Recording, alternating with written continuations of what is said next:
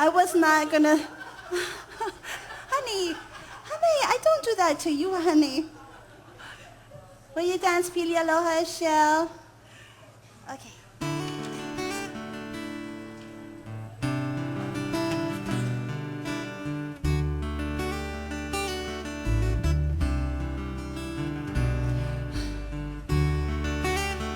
I so love her.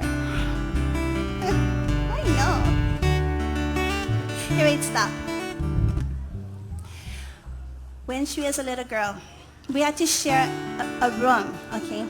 And it was really hard, I'll be honest. I was 15 when she was born, and so it was really hard to go from having my own room, because I have 4 brothers. I didn't share a room with any of them. Then she came, I had to share my room. But one day I was brushing her hair, and I asked her, how come you got so silky, soft, beautiful hair, and I have this?